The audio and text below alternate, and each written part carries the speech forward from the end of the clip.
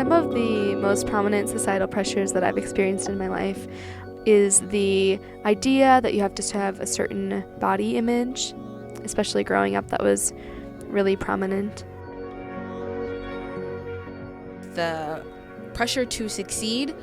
I'm a sophomore in college, and if I, be really honest with myself, I kind of actually don't want to be in college. I just feel like it's the only way to get out into the world and make money, since money seems to be the most important thing in the world. I really don't know that much about what's going around in the world, and that's really kind of hard to do, especially when you're in college.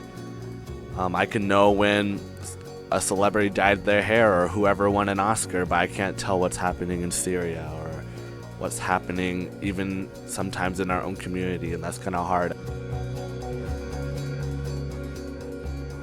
And I feel the pressure to be normal. I feel this pressure has impacted my life personally, that I'm trying to be more funny than I usually are, try to laugh it away. I guess the pressure to be perfect. And when I say that, I mean kind of in all aspects of life, being perfect as far as how I look, how I act, how I dress, being sexy, but also being classy, being good at math, being good in class, being good at saving money, just everything in life that kind of requires effort, I feel as though I have to be perfect at. The pressure to look a certain way definitely affected the way that I went about my days. I believe some societal pressures that are prominent in my life have more to do with education, and how education in turn goes into the idea of survival. The presence of these pressures has kind of made me insecure. I feel like no matter what I do, it's kind of just not good enough. And at times I'm always questioning should I do this way? Should I do it that way? How do I look? Kind of just overthinking.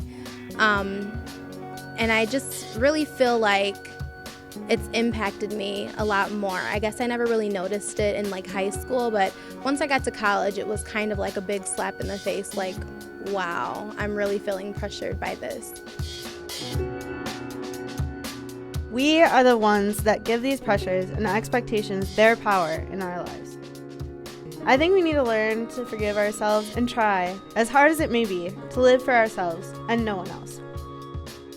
Yes, sometimes we cheat on our diet. We lock ourselves out countless times, no matter how many sticky notes we leave by the door.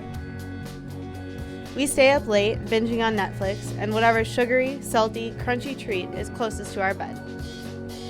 We all wish we had the body of our dreams, although sometimes we're not really willing to put the work into it. Some good selfies come from trying, though. If I had a nickel for every time I tripped over my own feet, I could afford that dream body. I know that I should be on the up and up when it comes to current events and global news, but sometimes it's just nice to wind down with a nice picture of Justin's abs. And how many times have we had our names butchered at local coffee shops? Seriously. I mean, honestly, how many times?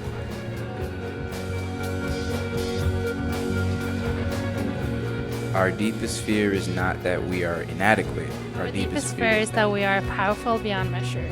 It is our light, not our darkness, that most frightens us. We ask ourselves, who am I to be brilliant, gorgeous, talented, and fabulous? Actually, who are we not to be? It's not just in some of us. It is in everyone. And as we let our own light shine, we unconsciously give other people permission to do the same. As we are liberated from our own fear, our presence automatically liberates others.